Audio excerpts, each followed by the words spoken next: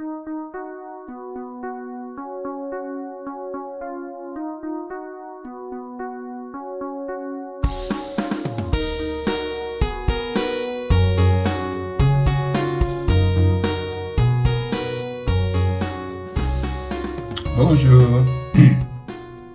Et voilà, nous voilà arrivés au troisième cours de cette deuxième année.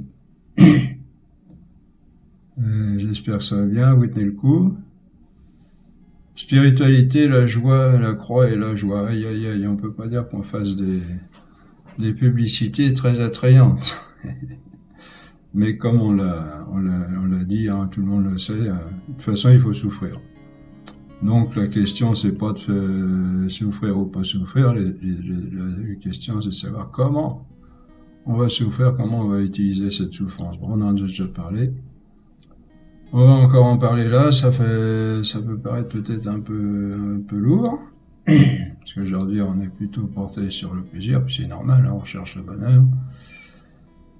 Mais le centre de l'intérêt, c'est que tout se tient là. Hein. On l'a vu la dernière fois, Jésus a dit, si celui qui ne porte pas sa croix et ne marche pas à ma suite n'est pas digne de moi. Bon, c'est clair, hein, c'est pas... Jésus, il coupe pas les cheveux en quatre, il y va directement. Comme ce matin, on avait l'évangile sur l'Eucharistie, là. Si vous ne me mangez pas, vous n'aurez pas la vie éternelle. Oh, d'accord. Eh ben, il y en a pas mal qui sont partis, et puis Saint Pierre même, il dit, alors Jésus leur dit, en plus, il est provoque, il dit, et vous ne voulez pas non plus vous en aller, mais bon, il dit ça, comprenez, dans le sens peiné, quoi, que les gens ne le comprennent pas. Et Saint Pierre, cette réponse admirable, il dit, Seigneur, avec qui rien, il dit pas le reste, il dit pas, ouais, c'est sûr que c'est dingue tout ce que tu dis, mais pas ce que tu dis là, pas tout ce que tu dis. Mais Seigneur, à qui irions-nous? Tu as les paroles de la vie éternelle. Et voilà, c'est ça le but. Ce qu'on cherche tous, c'est le bonheur, mais ce qu'on ne sait pas, c'est le chemin qui conduit souvent. Hein. On croit que c'est en allant par le plaisir, alors que Jésus nous enseigne que c'est le contraire. Bon, ça ne veut pas dire qu'il n'y a pas de plaisir dans la joie, dans la vie chrétienne, hein, au contraire. Ceux qui s'y sont engagés, ils le savent, et ceux qui ne s'y sont pas encore engagés, vous pourrez l'expérimenter, et vous l'avez peut-être déjà expérimenté dans ces oraisons que je vous recommande de faire tous les jours. Prendre un temps, 10 minutes minimum, et bon, le mieux c'est...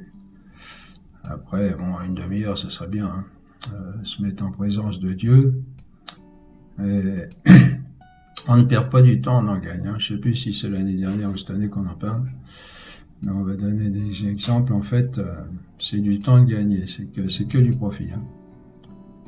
Alors j'ai oublié aussi la prière dans les autres cours. Donc, quand je donnais les cours comme ça en public, on faisait une prière avant. Et bon, c'est vrai que ces cours s'adressent aux croyants et incroyants, mais qui cherchent, donc faut peut-être pas trop les brusquer d'un côté, mais d'un autre côté, je me dis, ça peut pas faire de mal, comme dit l'autre. Bon, on va en faire une petite. Au nom du Père et du Fils et du Saint-Esprit, Amen. Oui, Seigneur, c'est toi qui te propose, c'est toi, je ne suis que ton instrument, hein, tu sais bien, enfin je le sais bien. Et pour te faire connaître, quelle merveille tu veux nous apprendre et nous faire vivre, nous mener à ce bonheur que l'on cherche et même bien au-delà. On l'a déjà dit et tu nous l'as dit, oui. Donc, Seigneur, nous aider et nous montrer le chemin et nous conduire avec toi. Ton chemin n'est pas facile, mais avec toi, il sera très facile, mais très agréable. Hein, qui dit, comment tu dis à un moment donné, je suis doux et humble de cœur, et vous trouverez le repos pour vos âmes. Enfin, il y a un endroit où tu dis quelque chose comme ça. Donc, Seigneur, bénis-nous si tu veux, et conduis-nous bien sur ce chemin, par Marie, par Saint Joseph, par tous les saints, au nom du Père et du Fils et du Saint-Esprit. Amen. Donc, nous avons parlé depuis le début de cette année de choses un peu rudes à entendre et aussi à vivre, qui se résument en notre participation au mystère de la croix. On ne peut pas dire que ces cours soient un enseignement à l'eau de rose. Le Christ lui-même nous le dit en fait, hein, oui, on l'a dit la dernière fois, puis je le répète là. Celui qui ne porte pas sa croix et ne marche pas à ma suite ne peut pas être mon disciple. Hein. Allez, hein, c'est pas vous y arriverez moins bien, ou alors ce sera plus dur pour vous, ou alors il faudra vous y prendre à plusieurs fois. Non, non, ne peut pas être celui qui ne porte pas sa croix, ne peut pas être mon disciple. C'est pas la peine de rentrer, si vous passez pas par là, vous n'y arriverez pas. Hein, Saint Luc 14, 27, entre autres. Être chrétien, c'est être disciple de Jésus, et être disciple de Jésus, c'est porter sa croix. Disciple, ça vient du latin discere ou discere selon la prononciation, qui veut dire apprendre, enseigner. Enfin, plutôt apprendre. Et le disciple, c'est celui qui écoute le maître. Et donc, notre vie chrétienne, donc je répète, être chrétien, c'est être disciple de Jésus. Et être disciple de Jésus, c'est porter sa croix. Notre vie chrétienne est une participation à la mort et à la résurrection du Christ. Aïe, aïe, aïe. Mais cela ne doit pas nous effrayer ou nous rebuter outre mesure, car nous savons que celui qui nous le commande est le Dieu d'amour, oui, bien sûr, qu'il faut voir, non comme quelqu'un qui veut nous faire du mal, mais comme un bon médecin qui désire nous guérir en nous prescrivant le meilleur traitement. Il faut au contraire avoir pleine confiance en lui, en tout ce qui nous arrive, dans tous les événements de notre vie, et n'y voir que la main de notre bon Père du ciel, qui nous veut le plus grand bien. On a donné l'exemple du médecin, hein. Quand il amène la bistouri sur la plaie, bon, en général, on est endormi, mais on sait que on lui fait confiance. On sait que c'est pour notre bien. Bon, maintenant, il y a des problèmes. On cite en justice même les médecins et les chirurgiens. Bon, mais c'est sûr qu'il peut y avoir des fautes, mais bon, on ne se rend pas compte qu'on est en train de tuer la profession avec ça. Hein. Bon, c'est sûr, il ne faut pas laisser tout faire non plus. Hein. Cette guérison se traduit en purification intérieure dont on a parlé, que saint Jean de la Croix appelle la nuit des sens, la nuit de l'esprit, et qui sont le partage de tous les saints comme les étapes normales de la vie spirituelle. Ces épreuves ne doivent donc pas nous effrayer, d'autant moins que nous sommes appelés à les vivre par amour. Nous savons que c'est l'amour qui leur donne toute leur valeur, car sans amour pour Dieu, nous ressemblons aux païens. On verra qu'il y a l'amour aussi, hein, c'est pas... Non. Et de ce fait, elles seront vécues beaucoup plus facilement, car l'amour est la plus belle chose au monde, hein, on est tous d'accord. Et tout ce qui, bon, sauf le démon, lui qui met son plaisir dans la haine, et puis ses enfants. En général, quand on n'est pas trop déformé, on est d'accord pour dire que l'amour est la plus belle chose au monde. Hein. C'est là-dessus qu'on a écrit le plus, hein, qu'on a fait le plus de films, etc. Je pense, hein, je n'ai pas fait les statistiques. Mais... Et tout ce qui est vécu par amour est merveilleux, même les plus grandes souffrances. Il n'y a qu'à se rappeler ça. Son premier amour, hein, je pense que tout le monde en a eu un, c'est le plus beau. Bon. Regardez les souffrances comme les amoureux vivent pour leur amour. Hein. Il faut regarder, hein, regardons les souffrances comme les amoureux vivent pour leur amour. Ces souffrances, elles ne comptent pour rien, hein, au contraire. Elles ne font que renforcer leur ardeur l'un pour l'autre. Bon, je parle encore du temps où l'amour était encore là et où les couples s'unissaient pour toujours. Hein. Ils croyaient à l'amour, ils croyaient à la continuité de l'amour, à l'éternité de l'amour. Hein. L'amour, c'est tout, non seulement en grandeur, mais aussi en temps. Tout donner. Ces épreuves doivent d'autant moins nous effrayer que seuls nous ne pouvons rien faire. Bon, ça, c'est Jésus lui-même qui l'a dit, alors comme ça. On est tranquille, hein, sans moi vous ne pouvez rien faire, Jean 15, 5. Ce qui veut dire, si on est des petits malins, avec moi vous pouvez tout faire. C'est ce que j'ai dit à Jésus, quand j'ai vu ça, j'ai dit bon d'accord, je suis bon à rien, je peux rien, toi tu peux tout. Bon, ben, mais il faut dire avec plein d'amour, hein, avec plein de respect, oui, d'amour pour ce bon père, ce bon grand frère. Il ne faut pas même, un tant soit peu, imaginer, porter nous-mêmes ces épreuves. Hein.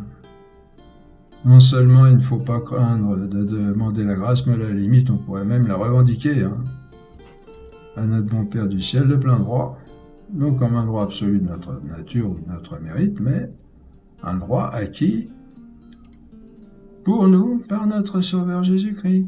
Eh oui. Il faut dire au Père éternel, avec tout l'amour dont nous rend capable son Fils, hein, bah, Père, tu sais bien que je peux rien faire sans toi, donc tu dois, entre guillemets, me donner la grâce de porter cette épreuve, non seulement avec patience, mais encore avec le plus grand amour, pour qu'elle soit la plus délicieuse possible. Bon, point d'exclamation. Bon, il faut être osé. Dans l'amour, on peut tout, hein, comme dit saint Augustin. Aime et fais ce que tu veux. Ben oui, dans l'amour, l'épouse qui aime tendrement son mari et qui est tendrement aimée de lui, elle lui demande n'importe quoi et lui, il va le faire. Et tout ça, si c'est dans l'amour le plus délicat, le plus beau, le plus pur, tout passe toujours. Hein. C'est au contraire, c'est un plaisir. Il faut avoir de l'audace dans la prière. Jésus nous l'a fait plusieurs fois comprendre, mais toujours une audace pleine d'amour, hein, et surtout pas de reproche, d'amertume. Bon, il peut y avoir aussi de l'amertume, mais d'amertume d'amour, toujours. Hein, comme sainte Thérèse d'Avila qui dit, à un moment, elle venait de subir pas mal d'épreuves, elle commençait à en avoir par-dessus la tête, elle dit, bah, je comprends pourquoi tu n'as pas tant d'amis, vu comme tu les traites. Voilà, ou alors, je sais plus, il y en avait une autre aussi comme ça. Mais c'est l'épouse qui se plaint amoureusement de son époux, et puis l'époux, il voit bien, et puis voilà. Mais pas de haine, vous voyez, pas d'amertume, amertume amère, j'allais dire. La grâce ne nous est jamais refusée parce qu'elle est déjà acquise par la mort et la résurrection de notre Sauveur très aimé Jésus. Il a tout gagné. Il a gagné non seulement notre salut, il nous a sauvés, mais avec ça, tout ce qu'il faut pour, évidemment. Hein, comme sauver, pensez à quelqu'un qui se noie. Bon, le gars, il saute à la nage, il saute dans l'eau, il va rattraper la personne qui se noie, elle le ramène. Bon, et puis après, il va pas le laisser sur la mort comme ça. Il dit débrouille-toi. Il va essayer, si elle est inanimée, il va essayer de la ranimer, il va appeler les secours, il va faire tout ceci, et puis après, il va découvrir qu'elle est dépressive, et il va essayer de lui faire reprendre goût à la vie, etc. Hein. Jésus, c'est ça, mais en mieux, en 100 000 millions de fois mieux. La grâce ne nous a jamais refusée, parce qu'elle est déjà acquise par la mort et la résurrection de notre Sauveur très aimé Jésus. Il n'y a plus, si on peut dire, qu'à la demander. Dieu nous aime infiniment et ne demande qu'à nous aider. Mais il faut lui demander aussi, ça fait partie de ce qu'on appelle l'économie du salut. Parce que c'est une histoire d'amour. Vous voyez, c'est non seulement on peut le demander, mais on doit la demander. Parce que c'est une histoire d'amour et l'amour se vit à deux. Hein, il ne s'agit pas de... Bon, je parle pour moi-même aussi, parce que c'est vrai, je ne pense pas toujours... Quand il y a des problèmes, on a le réflexe de vouloir les régler nous-mêmes. Et on ne pense pas assez à appeler Jésus. Bon, il faut les régler nous-mêmes, de toute façon. Hein. Mais il faut appeler Jésus, il faut appeler le Saint-Esprit, il faut appeler la Sainte Vierge sur le moment.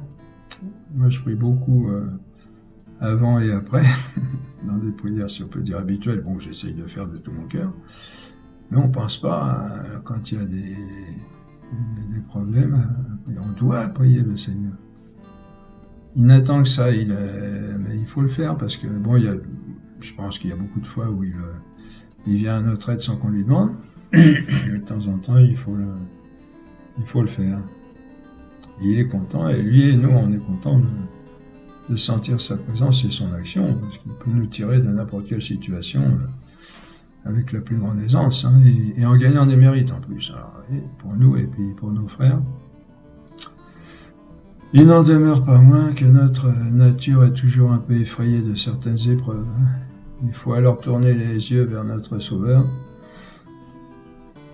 qui a lui-même été effrayé devant sa passion le soir de l'agonie, jusqu'à verser une sueur de sang, hein, si vous lisez l'Évangile.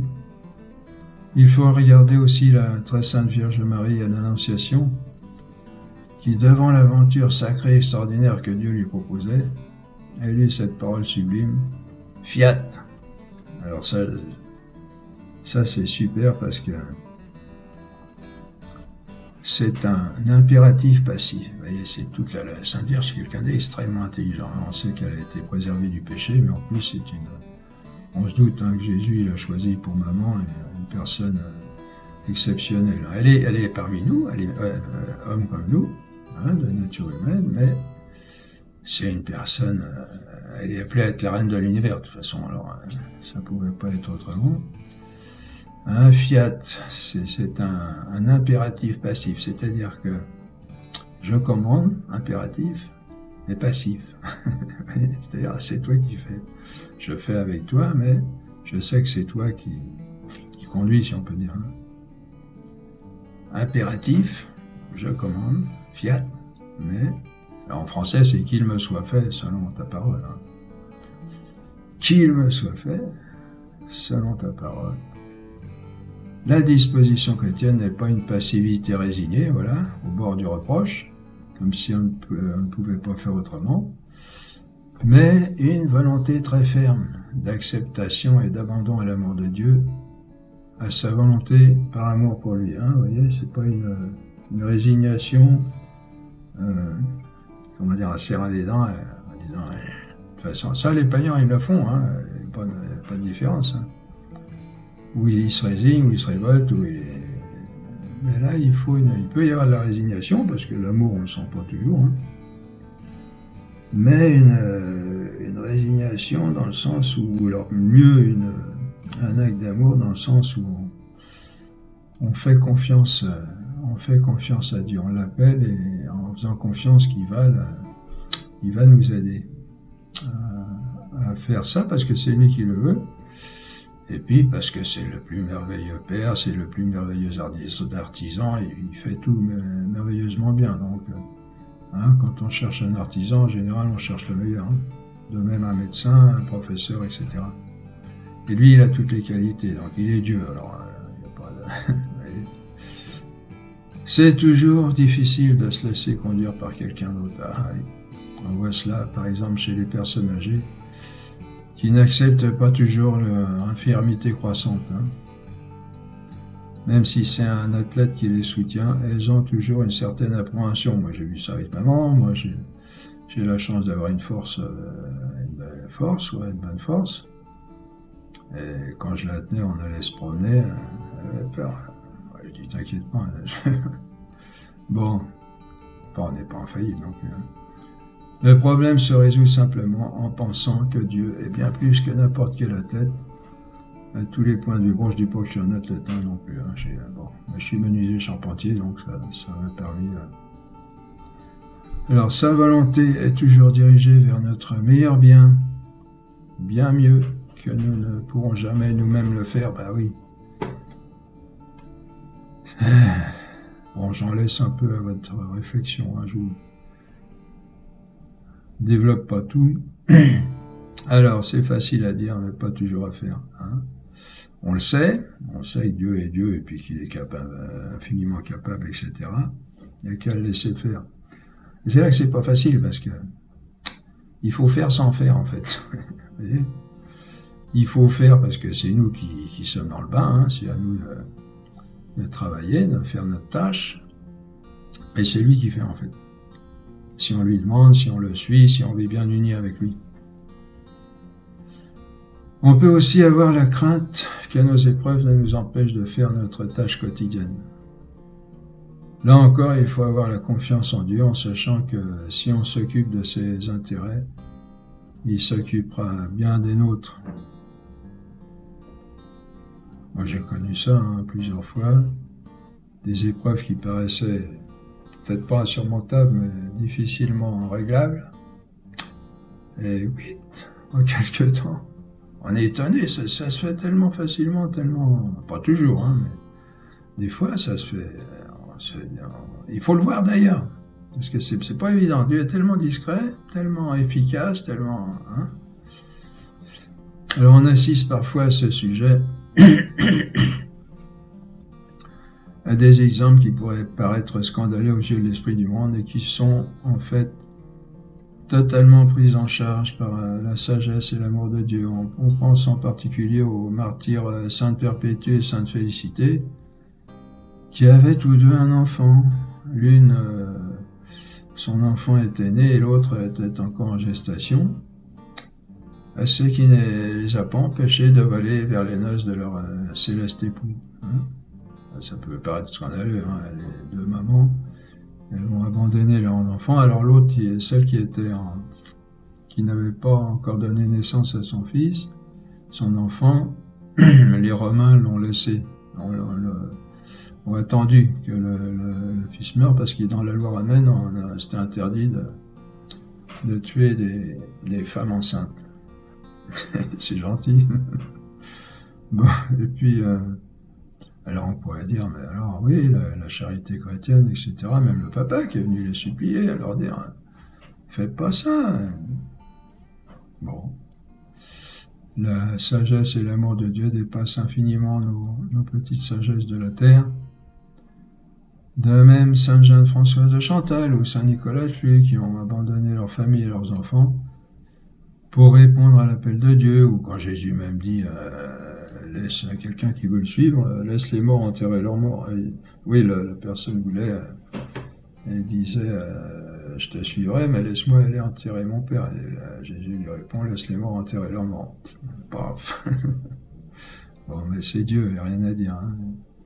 Il sait tout mieux que nous, il nous aime plus que nous nous aimons nous-mêmes. Mais évidemment, cela se fait dans le discernement du Saint-Esprit, tout ça. Hein. Car si on n'a pas bien compris l'appel de Dieu, on n'aura pas la grâce correspondante pour la vivre. Voilà. Grâce correspondante si nous, on correspond bien. Hein. Si par exemple, on pense que Dieu nous appelle au martyr en Irak, et que l'appel ne vient pas de lui, le projet risque de mal se passer. C'est qu'on n'aura pas bien été abandonné à Dieu, d'abord dans son esprit, où il faut déjà bien reconnaître Dieu parmi nos inventions et celles du démon. Ben vous avez, il ne faut pas s'inquiéter, parce que vous avez Saint François, par exemple, qui voulait vivre le martyr, il voulait aller je ne sais plus si c'était en Turquie, enfin actuellement la Turquie. C'était peut-être bien la Turquie d'ailleurs à l'époque. Et il revient comblé d'honneur. Il a été prêché Jésus là-bas, et puis il pensait qu'il allait se faire couper la tête, et puis en fait, il désirait se faire couper la tête, et il est revenu comblé de cadeaux. Pour ce chemin de purification, on peut aussi s'inspirer des vies des saints, comme de Saint Jean de la Croix, Sainte Thérèse d'Avila, ou Sainte Thérèse d'Enfant Jésus. Ça, je vous rappelle, surtout avoir il faut l'évangile, il faut lire l'évangile et la doctrine de l'Église, le magistère et puis les pères de l'Église, mais toujours aussi avoir un livre de saint, un livre de chevet, une vie de saint. Hein.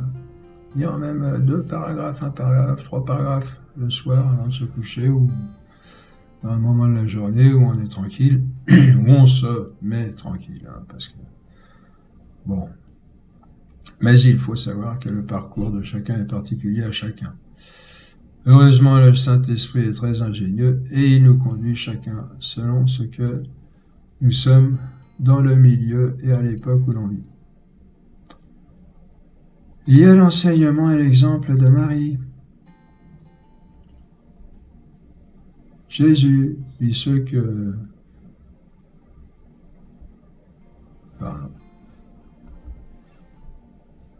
puis ceux de tous ceux qui l'ont suivi. Ah, pardon, je me suis trompé. Il y a l'enseignement et l'exemple du Maître, Jésus. Puis ceux de tous ceux qui l'ont suivi. Hein. Jésus-Christ résume en lui toute la vie des saints. Ah oui. Chaque saint est une application particulière de la vie de Jésus. Par exemple, saint François, l'humilité, la pauvreté. Il est la tête, Jésus, le chef, le modèle, le maître, celui qu'il faut suivre, non les saints. Il faut s'inspirer des saints en ce qu'ils ont cherché à imiter le Christ pour parvenir à la sainteté, mais pas forcément comment ils l'ont imité chacun particulièrement, voyez.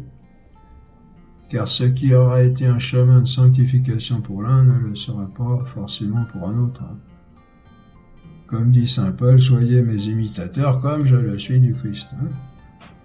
Il ne dit pas soyez mes imitateurs, ce n'est pas moi que vous devez reproduire, mais le Christ.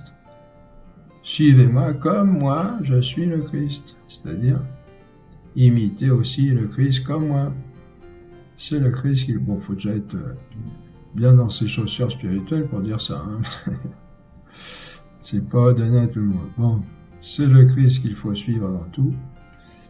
Et cela à la suite de tous les saints qui nous ont donné l'exemple, chacun selon ce qu'il était et dans le contexte où il vivait. C'est ça qui est bien parce que il y a une quantité abondante de saints, de vie de saints, qui sont tous des exemples, multitude d'exemples dans la diversité de la sainteté. Et ça c'est chouette parce que c'est pas la sainteté, c'est pas quelque chose de figé, tu dois faire ci, tu dois faire ça, sinon on t'en met un coup sur la tête.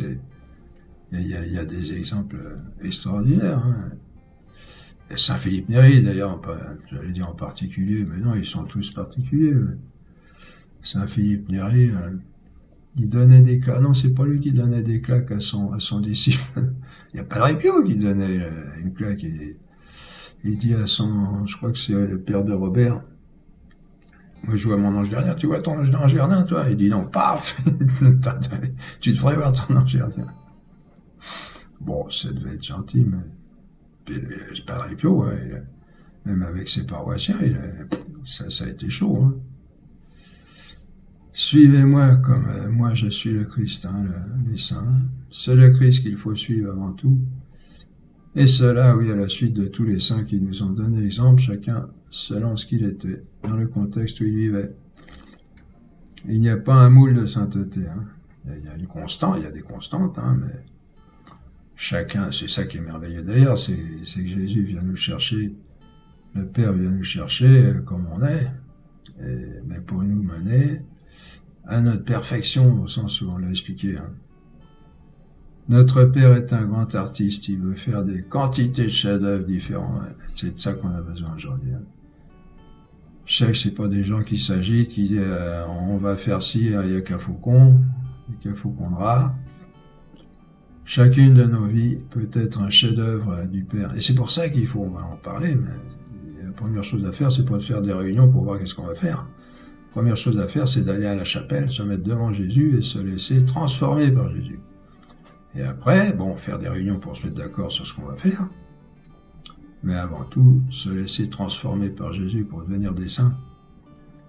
Chacune de nos vies peut être un chef-d'œuvre du Père que personne n'aura vécu avant nous et que personne ne vivra après nous. Nous sommes exceptionnels. C'est ce qui fait la richesse de la vie spirituelle. Ceci dit, d'autant plus que les saints ont toujours gardé quelques défauts réels ou apparents, différents pour chacun. Et on peut se laisser abuser en prenant pour exemple de leur vie leur faiblesse. Vous voyez, faire attention quand on prend. Pour ça qu'on dit qu'il ne faut pas imiter les saints, il faut imiter les saints dans la mesure où ils ont cherché à imiter Jésus. Vous voyez, parce que sinon, avec un échantillage fourni de tous les défauts des saints, on peut faire un bon panaché et se croire aussi saint. Bon, le démon est très malin et cherche toujours à nous perdre. Il faut imiter les saints dans leurs efforts à suivre Jésus. Leurs défauts sont en quelque sorte une consolation pour nous, en ce que l'on sent ainsi ses frères en Jésus plus près de nous.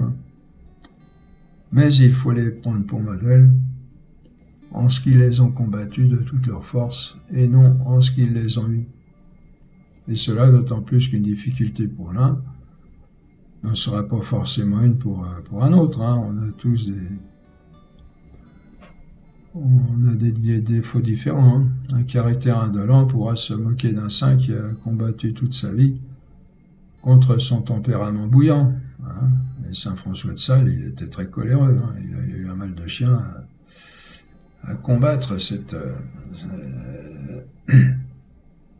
tendance à la bagarre. Hein. Il a mis en fuite un jour trois gentils hommes là, qui voulaient le provoquer avec leurs épées. Là. Il les a tous fait déguerpir. Fallait pas s'y frotter. Bon. Et on dit que la vertu dont il a le plus brillé, c'est la douceur. Comme quoi il a combattu et il a gagné. Hein. Le plus grand ennemi à ce merveilleux programme de notre Père du ciel, en définitive, c'est nous-mêmes. J'aime bien cette photo-là. Qui résistons toujours, de toutes les manières. C'est un peuple à la tête dure et à la nuque raide, dit Dieu. Hein, Baruch, par exemple, 2.30. Baruch, le prophète Baruch. Hein. C'est un peuple à la tête dure et à la nuque raide, c'est nous, tout ça. Hein. Vous lisez l'Évangile, vous lisez le peuple choisi, tous ses défauts, ben, on se retrouve. Hein. Un ouvrage à remettre sans cesse sur le chantier, notre sainteté. Hein. Notre vie spirituelle passe par la croix. Mais on n'oublie jamais que si la croix est le passage obligé, elle n'est pas la butte. Voilà. Il n'est peut-être pas inutile d'insister sur ce point, bien qu'on en ait déjà parlé, car c'est peut-être le plus difficile à comprendre dans la vie chrétienne. Un converti découvre l'amour de Dieu et toutes les merveilles qu'il promet, et il vient buter un jour sur une souffrance trop grande, il ne comprend pas. Hein, d'un côté une tendresse déconcertante et tout à coup, d'un autre une rudesse apparemment, une sévérité incompréhensible. C'est le mystère de la croix. Ouais, on a tout ça, moi j'ai connu ça au début de ma conversion. C'est sûr qu'on voudrait être arrivé rapidement. Et la souffrance, de toute façon, naturellement, hein, c'est pas facile parce que on la fuit, hein, et c'est normal. On a un réflexe naturel de fuir la souffrance et d'être attiré par le plaisir et la joie. Mais là, il faut comprendre que c'est un instrument, une arme, j'allais dire, même, dont Dieu se sert par nous, pour parvenir à la sainteté. On expliquera pourquoi. Enfin, on l'a déjà dit un peu, c'est à cause de notre orgueil, vous savez. Sinon, c'est moi saint machin, écartez-vous, inclinez-vous. Bon. On se souvient que ce n'est pas le but, mais le passage, le moyen. Le remède, hein, le mystère de la croix, le remède pour aller vers un bonheur sans fin. Jésus lui-même n'a pas eu pour but la mort, mais la résurrection, évidemment. Hein. C'est lui qu'il faut suivre, Jésus.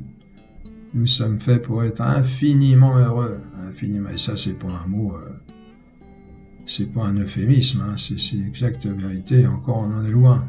Hein.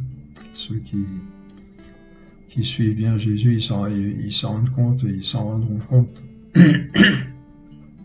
Les saints nous ont montré que la voie de la croix est associée à la joie.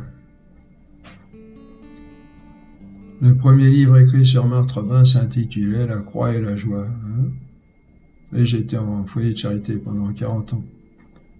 Maintenant, je suis ermite à Lourdes. Et le premier livre écrit sur Marthe Robin s'intitulait « La joie et la croix ». Marthe a souffert la passion chaque semaine pendant 50 ans. Et il faut voir les témoignages au sujet de sa joie. Nous sommes faits pour le bonheur, pour la plénitude. Jésus lui-même l'a dit. Je suis venu pour que mes brebis aient la vie, et qu'elle l'ait en abondance. Hein, Jean 10.10. Jean 10.10. Le christianisme est la joie, non la souffrance, ce que beaucoup de gens pensent. Le christianisme, c'est la joie et le fondement de cette joie. C'est le triomphe du Christ rédempteur sur le péché et la mort, le vendredi saint et à Pâques, c'est-à-dire sur tout ce qui nous cause de la tristesse. et en particulier la souffrance. Hein? Je répète, en gros, le christianisme, c'est la joie, et le fondement de cette joie, c'est le triomphe du Christ rédempteur sur le péché et la mort. La joie du chrétien est complètement différente de la joie du monde. Après la résurrection du Christ, il n'y a plus de motif de tristesse. Nous savons que nous avons remporté définitivement la victoire sur le péché et la mort, ou plutôt qu'il l'a remporté sur nous, lui, Jésus. Ne craignez pas, j'ai vaincu le monde, dit Jésus. Jean 16, 33. C'est-à-dire en tout ce qu'il pourrait nous faire du mal, et je suis avec vous tous les jours jusqu'à la fin du monde. Matthieu 28, 20. Ne craignez pas, j'ai vaincu le monde, c'est-à-dire il ne pourra pas, il vous fera du mal, c'est sûr, il l'a dit aussi ailleurs, Jésus, mais il ne vaincra pas, il ne pourra pas, il n'aura pas le dessus avec vous. Mais la tentation est parfois prenante de l'oublier, en particulier quand on est confronté à la souffrance. Et on peut arriver à des grandes souffrances. Mais regardez la dernière, une des dernières béatifiées, je ne sais pas si elle est béatifiée d'ailleurs, Chiara Luce, qui est morte à 18 ans d'un cancer très douloureux, très grave. Et elle a mis un moment avant de dire oui à Jésus. Ça a été dur, c'était un combat. Et puis paf, une fois qu'elle a dit oui, et en plus c'était une personne, bon, je pensais que l'aide de l'Esprit Saint, elle n'est jamais revenue sur son oui, et après elle a vécu des choses, un sourire toujours, un grand sourire, et puis, qu'est-ce que je voulais dire, un grand sourire, et puis, oui, elle a refusé la morphine pour garder tout son esprit, alors que ça devait être très douloureux. Voilà. On est confronté parfois à la souffrance et on oublie, mais il ne faut pas oublier, il faut savoir que appeler le Seigneur et puis dire Père, cette épreuve elle vient que c'est toi qui l'as voulu, soit tu l'as permise, soit tu l'as provoquée, tu l'as voulu, enfin si elle est là, c'est pas sans ta permission et tu veux qu'on passe par là, et tu veux qu'on passe par là par amour et en t'offrant ces souffrances, et bien voilà, si tu veux m'aider, vous allez voir. Et puis je parle pour moi aussi, je vous dis, parce que j'ai un peu de mal des fois. J'y pense plus ou moins, mais pas sur le coup, pas toujours sur le coup. Et ça, je pense qu'il faut le faire. Le chrétien qui vit de sa foi doit toujours être dans la joie, parce qu'un chrétien, c'est quelqu'un qui a reçu le Saint-Esprit. Et un des fruits du Saint-Esprit, c'est la joie. J'ai dit des fois en plaisantant, un petit reproche amoureux à Dieu. J'ai dit, de toute façon, tu es obligé de me donner la joie parce qu'il faut que je sois ton témoin. Alors, je ne vais pas être ton témoin avec une tête comme ça. Donc, tu rends-moi heureux. Enfin, je ne dis pas ça tout à fait comme ça, mais vous voyez, et puis voilà. On voit cette joie chez tous les saints. Une joie d'autant plus étonnante qu'ils sont parfois dans de grandes souffrances. On voit cela chez saint Paul, par exemple, 2 aux Corinthiens, 6, 4 à 10.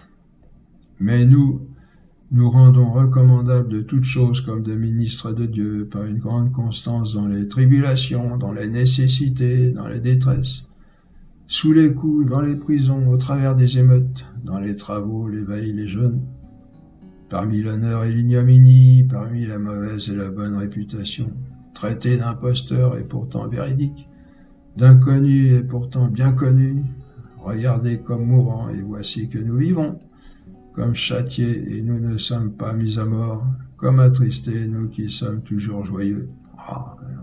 Saint Paul, il avait dit, Jésus, je lui montrerai tout ce qu'il devrait souffrir pour mon nom. Il zigouillait les chrétiens au début. Il n'était pas bien du bon côté. Après, Jésus l'a retourné comme une crêpe, si on peut dire. Enfin, transformé de compte en compte, le grand Saint Paul, l'admirable Saint Paul, l'apôtre avec un grand A, comme disent les grands maîtres. Tout ce qu'il a souffert, il faut passer par là. D'autres souffrances, 2 aux Corinthiens 1 de Saint Paul comme exemple, 2 aux Corinthiens 11, 23-30. Sont-ils ministres du Christ? Ah, j'avais parlé à un homme hors de sens, je le suis plus qu'eux. Allez, il avait dit avant, il y a des gens qui se recommandaient, qui disaient Paul c'est un petit tête de rien du tout, nous on est des vrais apôtres, etc. Alors Saint Paul, il va chanter ses mérites, mais bon, il dit bien c'est vous qui m'obligez à faire ça, j'en ai aucune envie. Il arrive au moment où il dit sont-ils ministres du Christ? Ah, j'avais parlé en un mort de sang, je cite là. Je le suis bien plus que par les travaux, bien plus par les coups, infiniment plus par les emprisonnements. Souvent j'ai vu de près la mort, 5 fois j'ai reçu des Juifs, 40 coups de fouet moins 1. 3 fois j'ai été battu de verge, 1 fois j'ai été lapidé, 3 fois j'ai fait naufrage.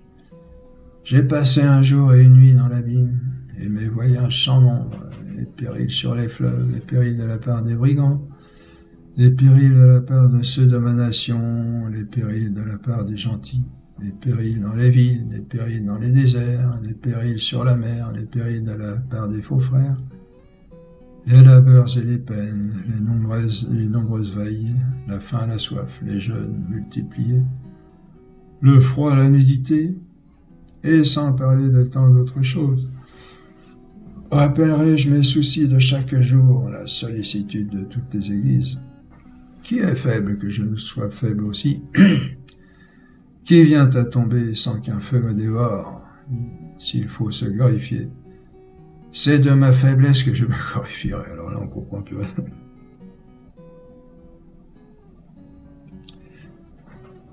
Quand on voit, tout ce qui ça m'émeut beaucoup, ces choses, tout ce qu'il a souffert, ce cher Saint Paul, par amour pour nous, par amour pour son Jésus. Et à la fin, s'il faut se glorifier, c'est de ma faiblesse que je me glorifierai. Ah là là, que c'est beau, mon Dieu, que c'est beau.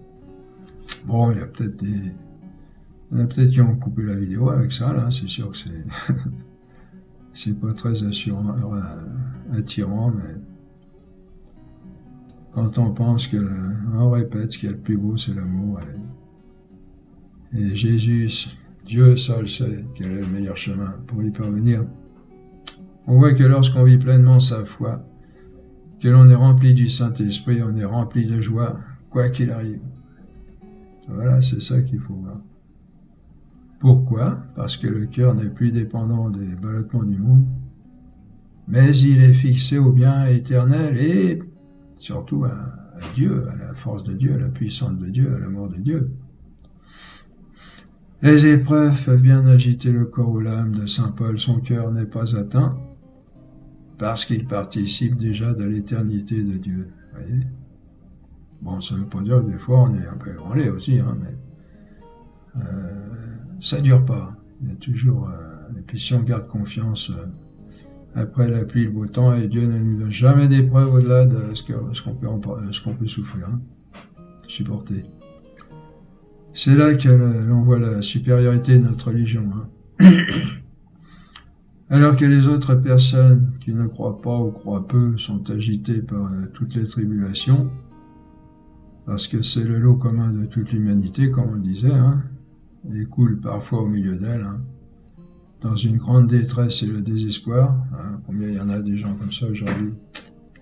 Il va y en avoir malheureusement peut-être de plus en plus, enfin, il faut espérer que nous, grâce à nos prières et à notre apostolat, mais quand on n'a rien, que les grosses épreuves arrivent, on coule.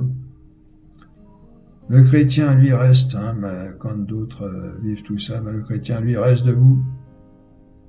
Ou s'il tombe, il se relève et tient ferme. Ça, c'est le psaume 20, versets 8 et 9. Ceux-ci, je cite, ceux-ci comptent sur leurs chars, ceux-là sur leurs chevaux. Nous invoquons le nom de Yahvé, notre Dieu. Eux, ils plient et ils tombent. Nous relevons et tenons ferme. Vous voyez, il dit pas on reste debout. nous nous relevons, ça veut dire qu'on tombe aussi, hein, il y en a des moments de faiblesse, mais nous nous relevons et tenons ferme parce que notre vie n'est plus accrochée à elle-même, mais à Dieu qui est tout-puissant. Cette joie se manifeste aussi par une fête perpétuelle de l'Église, par tout ce que nous y célébrons, comme les mystères du Seigneur et de nombreux saints, parmi lesquels on compte beaucoup de martyrs, de ces gens qui ont donné leur vie pour le Christ jusqu'au bout, pour nous montrer l'exemple. La vie de l'Église et sa joie sont fondées sur la joie du triomphe du Christ Rédempteur. La foi chrétienne est bien différente de la joie païenne.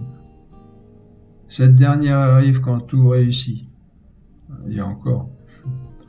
Un païen est heureux quand son travail réussit, lorsqu'il a une activité qui lui plaît, quand sa famille se porte bien. C'est la joie naturelle qui n'est pas blâmable, hein, ça fait partie de la vie humaine, ça fait partie des biens du Créateur, mais le problème c'est que lorsque nous n'avons que cela pour nous rendre heureux, ben, vous comprenez, quand ces biens nous sont enlevés pour une raison ou une autre, ben, la joie s'envole avec. Hein. Bon. Mais la joie chrétienne, personne ne peut nous enlever, c'est Jésus lui-même qui l'a dit. Hein. Jean 16, 22. Elle s'appuie sur l'espérance que nous avons de vivre un jour un bonheur inimaginable avec la Sainte Trinité, que nous commençons à vivre déjà sur terre, oui, par les arts de l'Esprit que Dieu nous a donnés, hein, les arts A2RHS, hein, que Dieu nous a donné 2 Corinthiens 1, 22 et 5, 5. Vous voyez ? Aucune puissance au monde ne peut nous faire perdre cette espérance. Hein. Ne craignez pas ceux qui tuent le corps, dit Jésus, et qui après cela ne peuvent rien faire de plus. Mais je vais vous apprendre qui vous devez craindre. Craignez celui qui, après avoir tué, a le pouvoir de jeter dans la géhenne. Oui, je vous le dis, craignez celui-là. 5 moineaux ne se vendent-ils pas 2 as, hein, la monnaie de l'époque, et pas un d'entre eux n'est en oubli devant Dieu. Hein, tout entre parenthèses, tout est dans la main de Dieu. Je continue Jésus. Mais même les cheveux de votre tête sont tous comptés. Ne craignez pas. Ne valez-vous plus que beaucoup de moineaux. Luc 12, 4. Hein? Ne craignez pas, même ceux qui tuent le corps. Bon. Ok. C'est compris. Après, il faut se retrousser les manches. Bon. Nous avons aussi un très bel exemple, sinon de joie, du moins de confiance chrétienne au milieu des adversités dans notre Père Job. Le Seigneur m'a donné, je cite, hein, le Seigneur m'a donné, le Seigneur m'a ôté. Que le nom du Seigneur soit béni. Ah, c'est beau ça. Il avait tout perdu. Hein, le démon avait demandé de dépouiller peu à peu ses biens, de ses enfants, de ses... Et il avait une maladie terrible, il était sur un tas de fumier en train de gratter les plaies plein de pus, des croûtes de pus qu'il avait partout. Et alors que c'était un grand seigneur qui avait des biens immenses, une grande famille, qui faisait la fête pratiquement tous les jours, etc. Paf, tout ça en quelques jours, tout lui est retiré. Le Seigneur m'a donné, le Seigneur m'a ôté. Que le nom du Seigneur soit béni. J'ai les larmes quand je médite ça dans la chapelle. On a les larmes qui nous viennent aux yeux aussi. Voilà un exemple, même dans l'Ancien Testament, vous voyez. Gardons la joie. Et vous voyez, bon, au début, c'était pas très rassurant, cet entretien spirituel, hein, la croix et la joie. On se demande bien comment ça peut aller ensemble. Ben voilà. Parce que l'amour est ce qu'il y a de plus beau au monde et que le plus bel amour est en Dieu. Hein? Alors on peut refuser, hein, on peut dire non, Je dis, ben, je veux pas souffrir. Non, mais, vous voyez comment ça va se terminer. Hein. Non seulement la personne va souffrir quand même, mais peut-être des épreuves plus difficiles, au moins à supporter. Et puis, comme on le disait, elle va se retrouver. Si ce sont les biens qui causent la joie, ben, si les biens sont retirés, hop, de toute façon, les biens, ils viennent aussi de Dieu. Alors, on ne peut pas contourner le problème. Là, on donne la meilleure façon de vivre la vie concrète telle qu'elle est. Hein. Il ne s'agit pas de dire ben non, il n'y a pas de joie, tu vas être très heureux, tout ça. Il faut chercher le bonheur, c'est sûr. Il faut chercher à être joyeux plutôt pas chercher la souffrance pour elle-même. Mais de toute façon, on la connaît, et puis sur cette terre. Et donc là, on donne le meilleur moyen de la vivre. Vous voyez, le meilleur moyen de la vivre, bon, vous avez compris, pour l'esprit du monde, c'est de s'acquérir le plus de biens possible qui vont acquérir le plus de plaisir et de joie.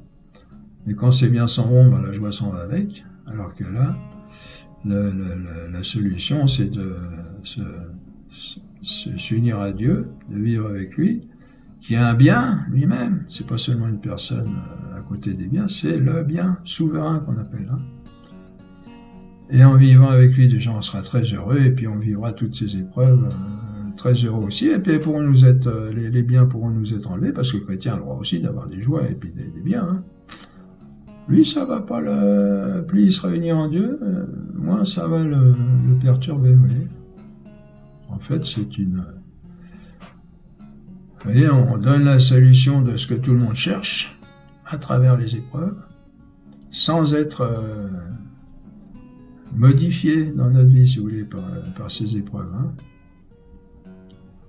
Donc, gardons la joie et la confiance au milieu de toutes les épreuves, hein, de la façon qu'on a expliqué là. Quand on a appris cela avec l'aide du Saint-Esprit, sans lequel on ne peut rien faire, on comprend que plus personne ne pourra nous ravir notre joie, comme dit Jésus. Hein. Alors cet apprentissage n'est pas facile, hein, car nous sommes tous un peu païens sur les bords, en nous attachant parfois un peu trop aux joies naturelles. Il faut se laisser transformer peu à peu par le Saint-Esprit, par ses purifications, vous voyez, ça s'apprend, hein, c'est comme un métier, de manière à ce que notre joie devienne de plus en plus une joie authentiquement chrétienne. On a encore un bel exemple en Sainte Thérèse d'Enfant Jésus, où l'on constate en même temps combien il est difficile de s'abandonner. C'était un soir de Noël, la famille Martin, elle n'était pas encore religieuse, elle était encore chez elle. La famille Martin rentrait à la maison après la messe de Noël. Sainte Thérèse était à ce moment-là d'une très grande sensibilité, et elle dit avoir reçu ce soir-là une grande grâce de conversion. Rentrant donc à la maison, elle s'attendait à voir comme d'habitude les jouets dans la cheminée. Et papa Martin, qui souffrait peut-être déjà de la maladie qui l'emportera, eut cette parole malheureuse: « Il est temps que ces enfantillages se terminent. » Sa sœur la voyait monter l'escalier, s'attendait à la voir éclater en sanglots, et tout à coup, Sainte Thérèse fait demi-tour et revient parmi les siens, avec un grand sourire, ayant compris qu'il ne faut pas choisir ce qu'on aime, mais s'abandonner avec joie à la volonté de Dieu en tout ce qui nous arrive. À partir de cette grande grâce, elle a progressé ensuite à pas de géant dans la sainteté. Vous voyez, il faut faire le pas. Seigneur, d'accord, je vais avec toi, j'y vais, paf, même si on se gourde au départ, pas grave. Et puis, dis-moi, montre-moi comment on fait. Il nous faut demander cette grâce. À la fin de sa vie, alors que la tuberculose la faisait beaucoup souffrir, Sainte Thérèse, ainsi que sa purification de la vie de l'esprit, elle surabondait de joie. Et c'est elle qui consolait ses sœurs, venant la visiter et leur remonter le moral. C'est pas mal. Mais Chiara Luce, c'était pareil. Comportement incompréhensible naturellement, si on ne savait que sa source de joie était dans son divin époux, le Christ, qui était dans son cœur. On va voir aussi comment on a dit, être un chrétien, c'est être un autre Christ, ça se fait pas comme ça non plus, il y a les sacrements, et toute la vie spirituelle. Là, on va voir ça. Et cette joie chrétienne, non seulement est quelque chose d'heureux à vivre pour nous, mais encore a une grande valeur apologétique, c'est-à-dire de conversion pour ceux qui nous entourent. Le spectacle d'une personne qui endure les pires souffrances et se montre en même temps très joyeuse bouleverse l'esprit du monde. Parce qu'il constate là, réunis ensemble, deux choses qui habituellement ne vont pas du tout ensemble, la croix et la joie. On a des exemples chez des gens qui étaient malades dans le milieu hospitalier où les médecins ont été frappés de la façon dont certains chrétiens, les saints, vivaient leur souffrance. Et puis les martyrs, et devant les martyrs, il y a des gens qui sont des païens, qui étaient amis ou qui faisaient souffrir, qui mettaient à mort les chrétiens. Ils sont convertis en voyant des fois des petites jeunes filles d'une dizaine d'années qui supportaient tout ça avec un courage que leur auraient envié les plus grands guerriers. C'est là que l'on voit la différence entre nos martyrs et ces fous musulmans qui se font sauter au milieu d'une foule innocente. On pourrait être troublé devant ces personnes animées, il faut le reconnaître, d'un certain courage. Ces djihadistes là, ou des gens comme ça, ou d'une bonne dose d'aveuglement. Il faudrait d'abord d'ailleurs savoir dans quelle mesure ils ne sont pas drogués, qu'ils n'hésitent pas à se donner la mort en supprimant en même temps des dizaines et plus de personnes.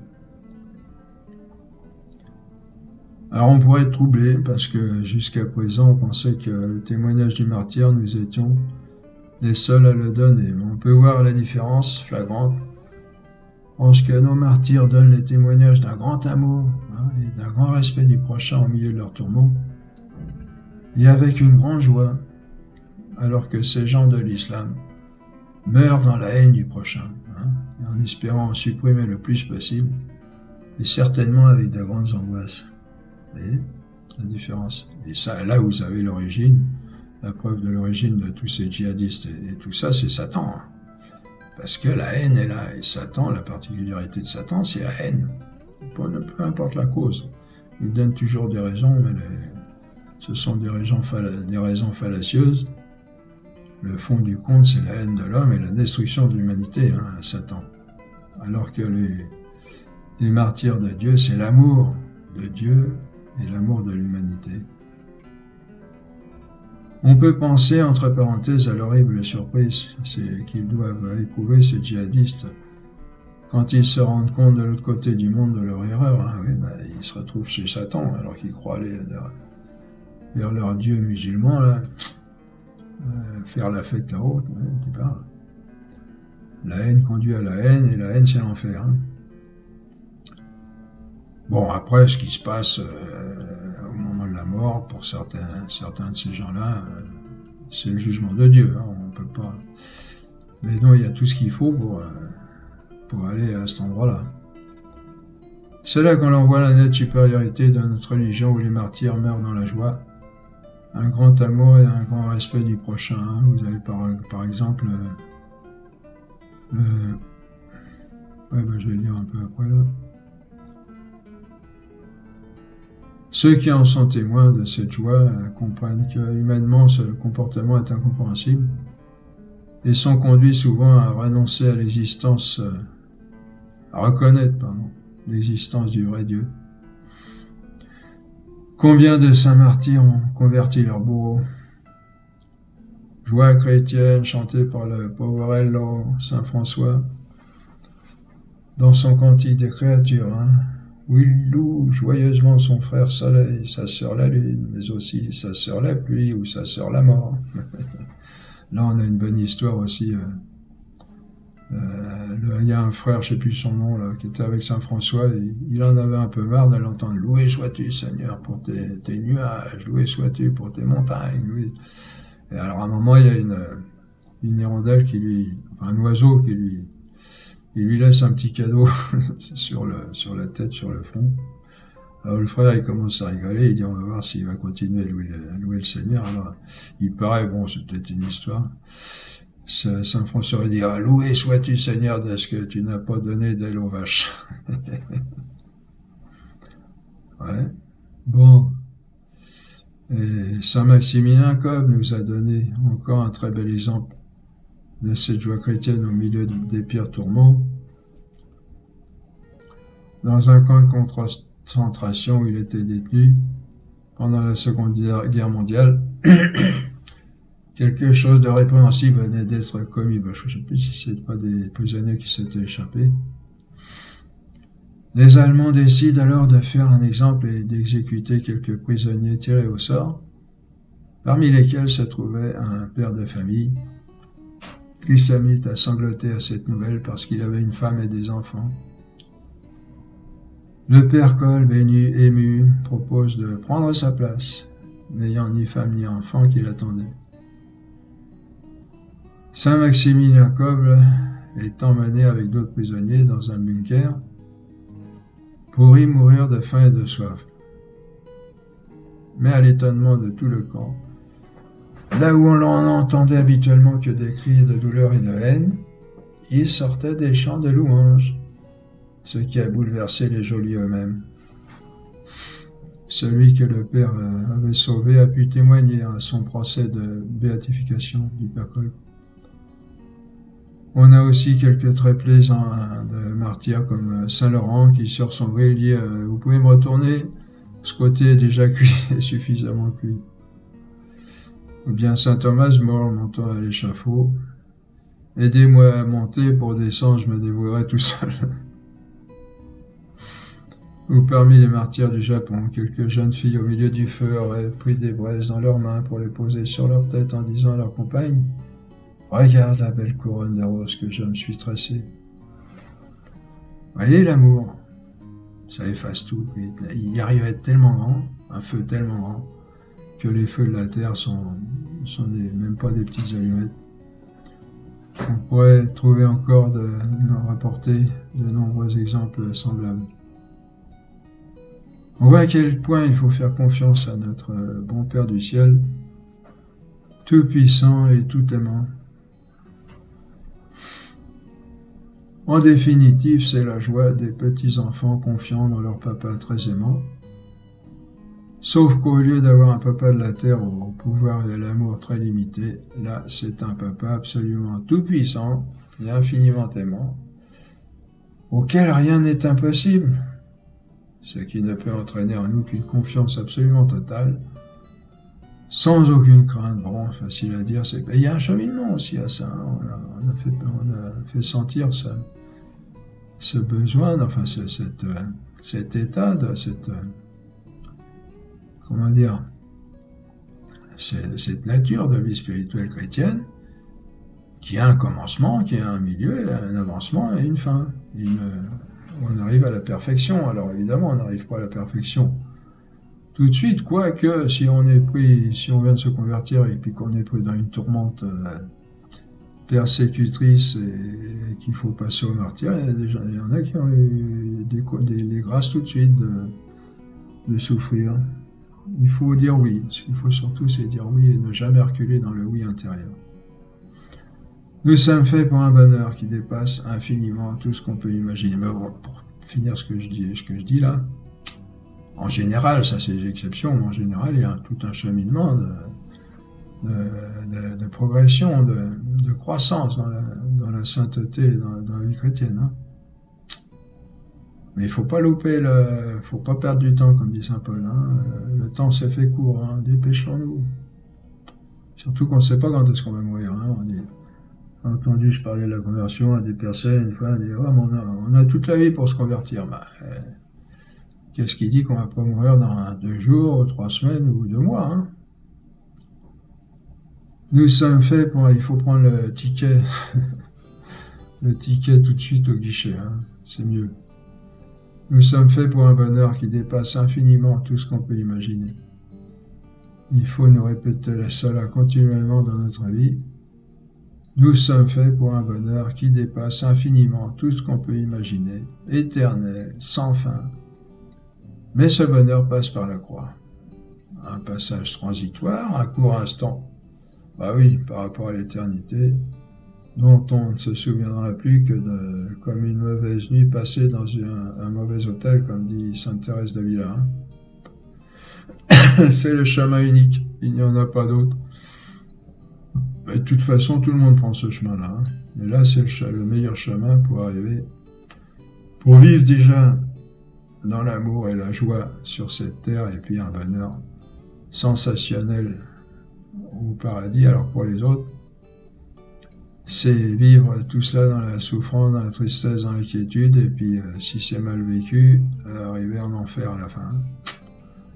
Donc vous voyez qu'en fin de compte, il n'y a pas tellement le choix. C'est le chemin unique, il n'y en a pas d'autre, c'est Jésus en fait. C'est l'union à lui, qui est le chemin, la vérité et la vie, comme il le dira. Hein. Union à lui dans sa mort et sa résurrection. Voilà ce qu'on avait à dire sur la joie chrétienne, associée à la croix. Merci, bonne digestion. Et priez surtout. Mettez-vous en relation très, très vive avec Dieu et il vous expliquera tout et il vous mènera par le bon chemin. Et vous verrez comme c'est merveilleux. À tout à l'heure pour la deuxième partie.